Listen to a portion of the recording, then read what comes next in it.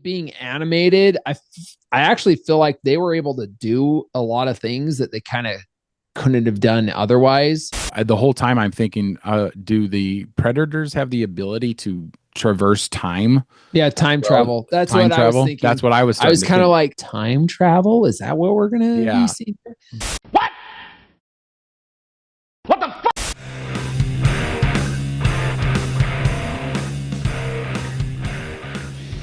Hello and welcome to the Brothers Random Show. My name is Travis, And I'm Michael. and we are two ordinary brothers discussing extraordinary ideas and some random shit. Michael, why are we here? Today we are discussing Predator, the killer of killers.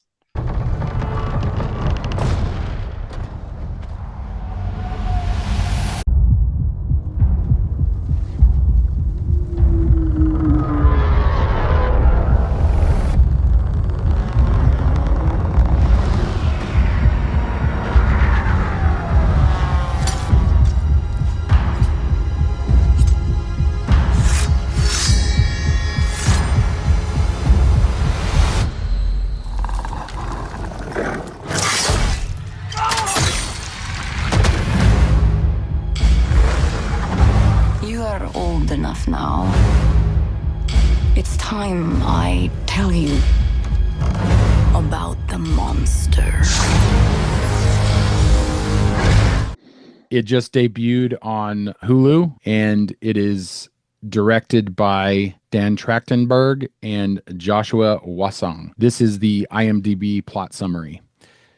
Three of the fiercest warriors in human history become prey to the ultimate killer of killers. This is a continuation of the Predator franchise. Dan Trachtenberg was the director of Prey, which came out a few years ago, which was kind of a under the radar continuation of the Predator franchise. It was a solid entry, but not 100%. Mm-hmm. I had my quibbles with Prey, but to just be perfectly honest, I was impressed with this. It is an animated anthology movie, kind of in the vein of Love, Death, and Robots from Netflix and Secret Level from Prime.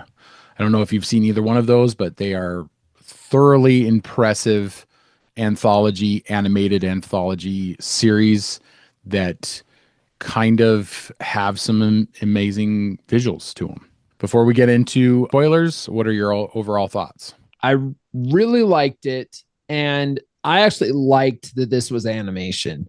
I'm not sure what's going on with the visuals and stuff like that with Predator Badlands, which is coming out pretty soon, I think. Yeah, that's another. I think Dan Trachtenberg is involved in that as well. Being animated, I actually feel like they were able to do a lot of things that they kind of maybe couldn't have done otherwise. Mm-hmm. I mean, you see right away that they're chopping body parts off. Nice. And yes, it's nastiness, and stuff. I mean, they could do this in film, but it would be probably less well received. The fact that this is animation, it's kind of just like, it's like, yeah, that guy got his legs cut off, Yeah. It's like, whatever. But I liked how the different stories they're not stories about predators, really. It's kind of interesting that they've got their own little thing going on. Mm-hmm. It's their own little warrior story that's happening, and the predator is just observing it. And then the predator gets involved. It's interesting because it's like, I want to go up against this guy. Yeah. It's like, this person just beat this other warrior.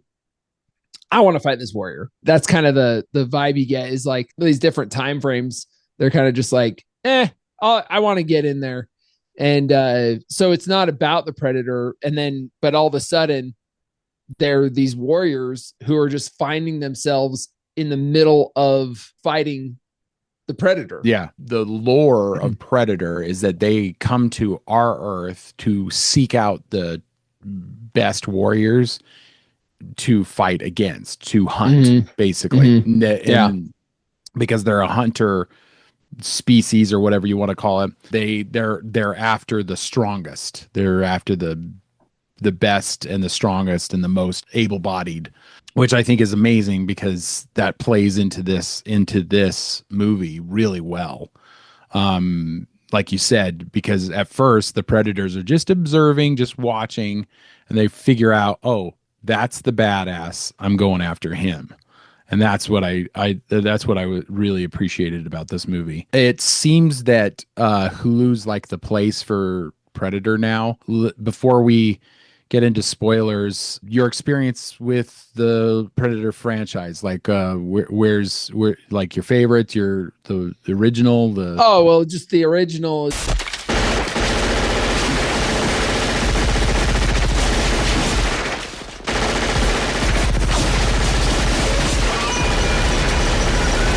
Both of us grew up watching the original Predator with Arnold Schwarzenegger. I liked how they do this less now with Predator films, because going to this film, you didn't know what you were getting into, and you didn't really know much about the Predator, and so it was a mystery, and it was just these military dudes that were trying to carry out a mission, and all of a sudden there's something in the jungle that's killing them.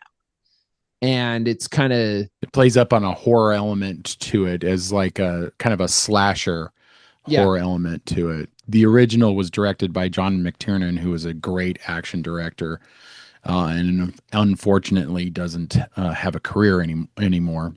The original is probably my favorite Arnold Schwarzenegger movie. The guy made a lot of great movies in the 80s and 90s. This one's probably my favorite. mm-hmm.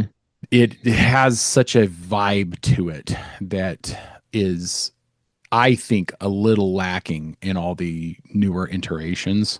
There's a special place in my heart, even though I don't really like it as much, for the second one. Danny Glover does a pretty good job in that one, but that one expands on the lore of the Predator a little bit. It wasn't well received when it came out, if I remember correctly. And then pretty much everything after that has been less of. They did a series of films, the Alien versus Predator. My run! There's a couple of cool fight scenes in those movies, but for the most part, those movies are terrible. And then Prey came out about 2 years ago. And although I appreciate the attempt, it was very strange watching the movie after. If you were to watch Predator and then go watch Prey, you would be like, well, why are all these kids that look like, Calvin Klein models?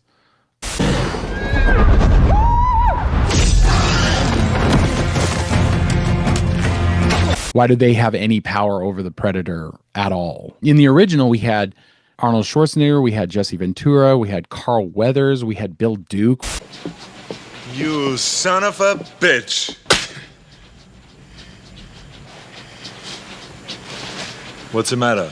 We had all these amazing, huge dudes, like just massive, like guys that were pumping iron like crazy. And then you got Prey, where everybody looks like a cross between a Victoria's Secret model and a Calvin Klein model. And it just stretches your ability to really go, oh, these people aren't as badass. Having said that, there's a bunch of really cool fight scenes in that movie, but it definitely doesn't hold a candle, I would have to say, to the first one, because the first one actually had a mood and a vibe to it that I think all of them are lacking. All the ones afterwards are lacking.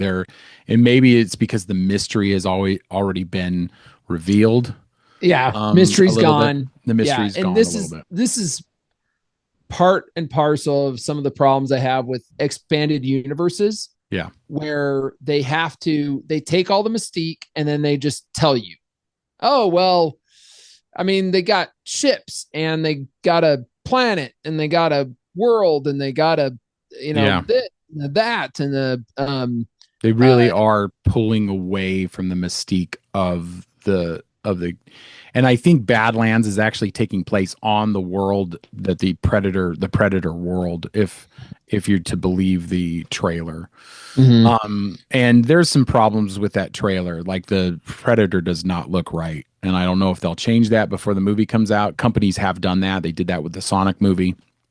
But we're not here to really talk about Badlands. We're here to talk about Killer of Killers. And before we continue, let's get into spoilers.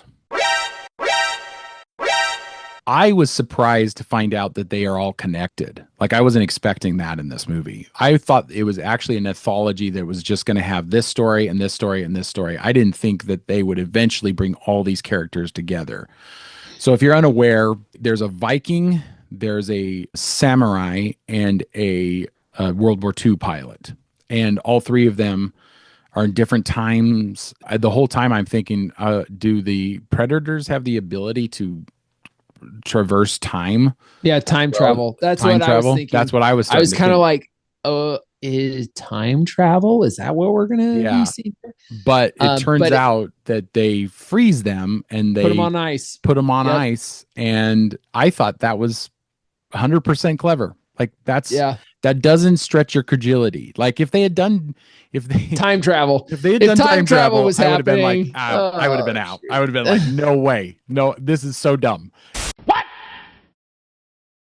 What the fuck? You know, that's what but I really liked this. I thought that was clever, and they kept revealing more. So they have an entire storyline with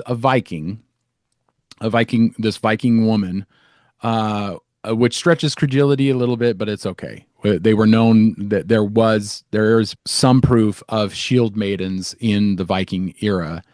So they have that storyline, and then it ends her storyline with her being on a ship with something around her neck, and she looks to the side and there's a guy sitting with his back to her, and you're going, oh shit, what just happened?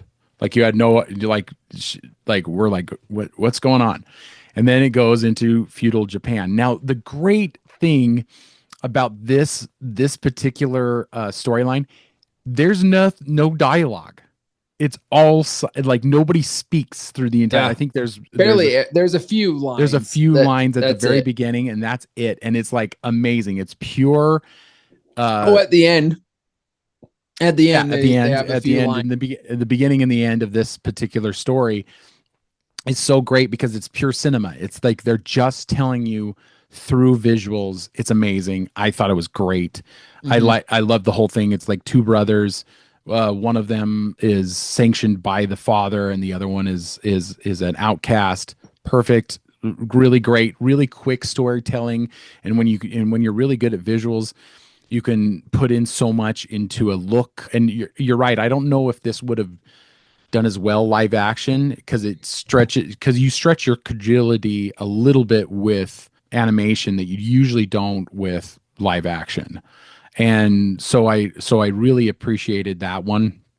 And then it goes from that one to 1940s America, where there's a kid who wants to be a pilot, and he's actually a mechanic, and he goes to war, World War II, and he fights a spaceship in the sky, a dogfight, which I thought was just, all of it was brilliant. I mean, he's a little insufferable because he says dumb shit, but anyway. He runs his mouth, but that is kind of his character. That's his character. Yeah. I mean, that's okay. I didn't mind it too much, but I mean, the whole thing is just that. I thought that was all really great. And then I wasn't expecting this, but when I originally saw the trailer for it, I wasn't expecting them all to come together basically there's a arena where the predators are watching these people fight each other, and then whoever wins gets to fight the big bad, and they decide not to fight each other.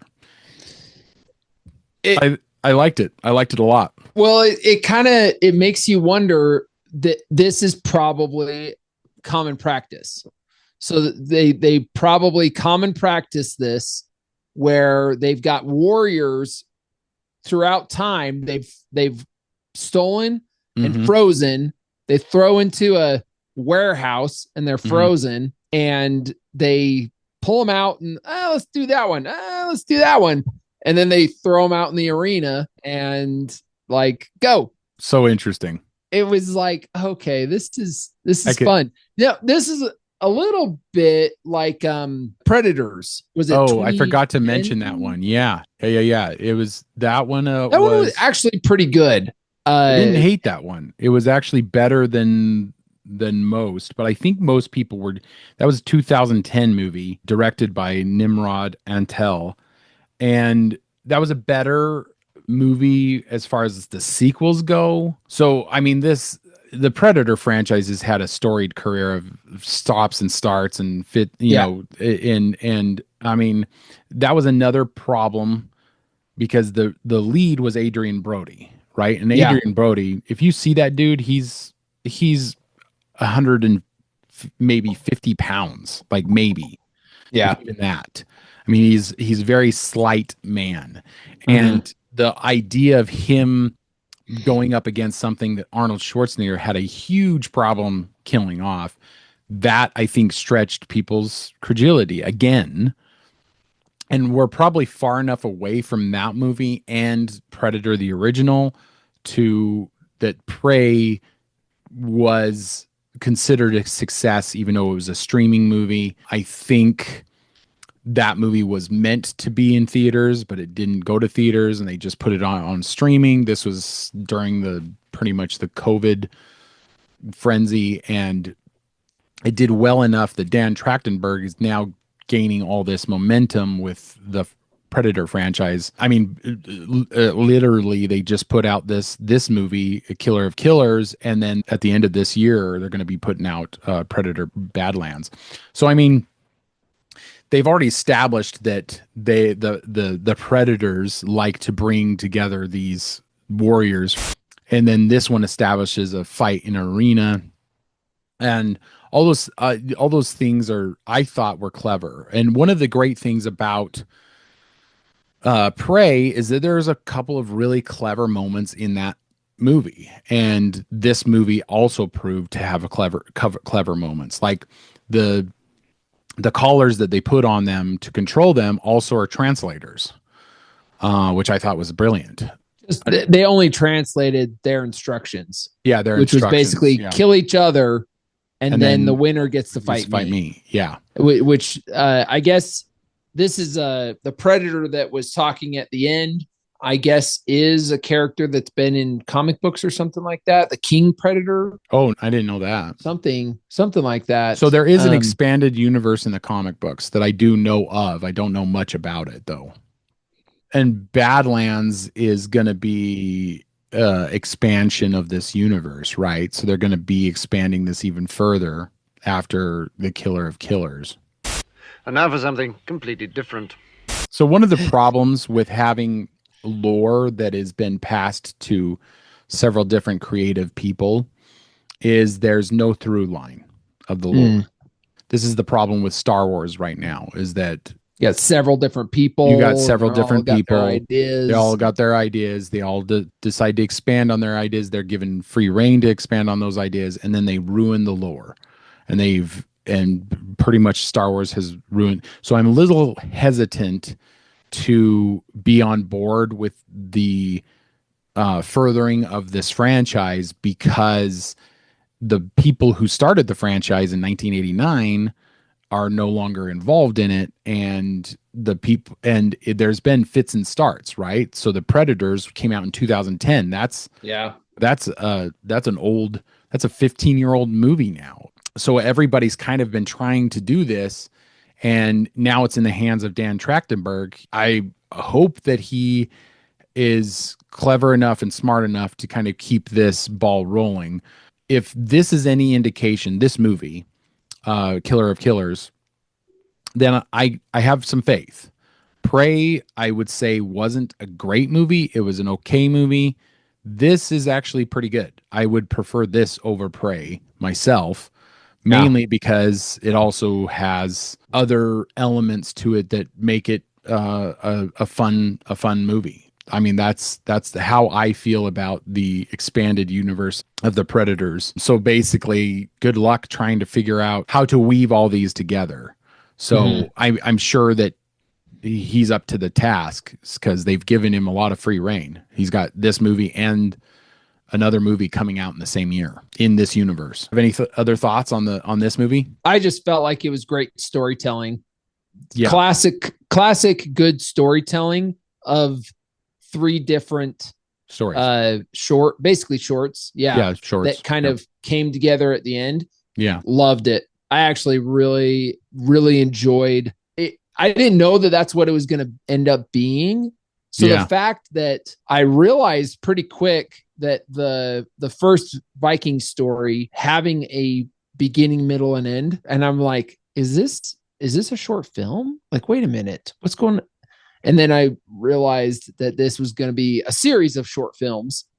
And then strung together to end. I thought it was brilliant. I thought it was, I fully expected, because I had seen the trailer for it, so I fully expected it to just be a series of short films that had no connection to each other.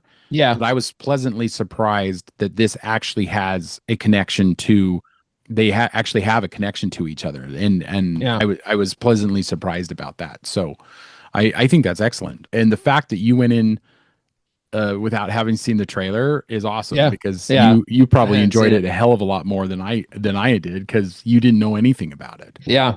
And so it was kind of interesting. It's just like, wait, she kills the predator, and this is only 15 minutes into this. What is and then it's like, okay. So I want to talk about the designs of this movie. This movie was perfectly designed, I thought, because each predator has an element to the person that they're hunting, right? So she's this badass. She's taller than most of the men in the movie. She's a badass Viking warrior, so she's huge and broad. And so is the predator that she fights. He's massive, he's huge, he's broad, he has an element of Vikingness to him. The same thing goes for the one in Japan.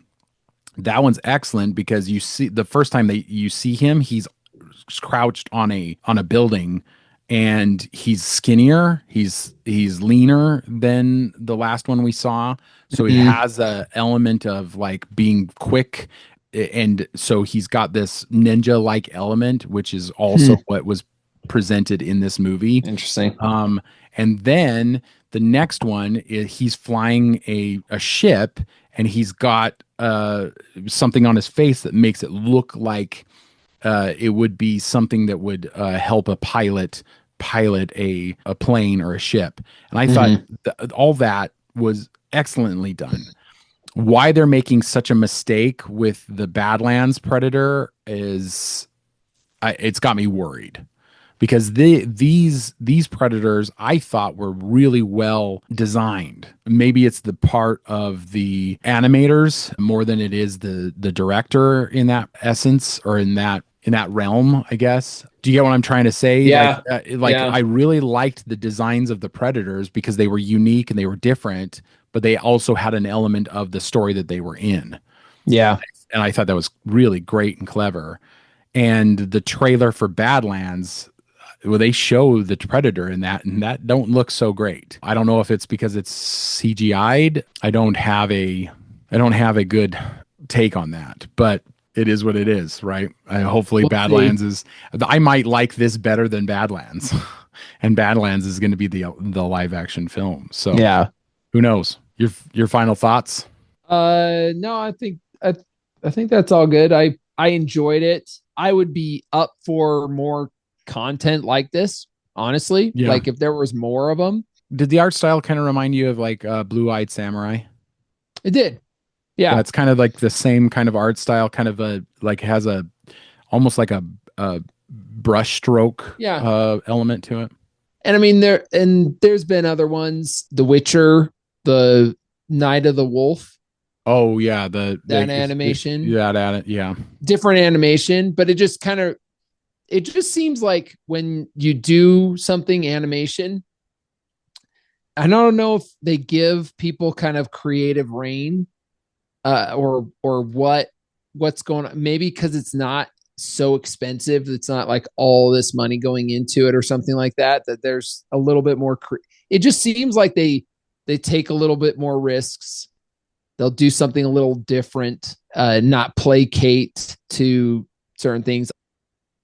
One more thing before we go. I kind of want to just mention like how clever it was to have stories within the story. And I think we've already kind of covered this, but each of the 3 stories had their own beginning, middle, and end, and they ended and then began a new story of them all together. And I thought that was really interesting and clever and brought this element of things being different. I was just thoroughly impressed by how this one was put together. And if they can expand on this and do more of these, that I think would be great. There was a fan-made film that came out years ago called Predator. I think it's called Predator Dark Ages. And it's Predator goes up against a Knights Templar. And I thought it was really interesting. Is very clever.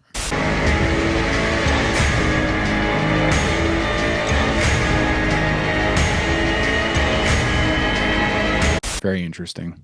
So you'll have to seek that out. Hopefully I didn't get the name wrong. On YouTube? On YouTube. It's on YouTube. Or it was on YouTube. I don't know. I saw it like 10 years ago. Fun. Yeah, I thought it was really good for what it was. It was independently made. Thank you, audience, for joining us. Check us out on social media and Spotify and Apple Podcasts. If you liked this, you are the subscriber we are looking for. And until next time, keep reading, keep listening, keep watching, and learn more. See you, brother. See ya. There you go, son. Now get out of here. You're bothering me.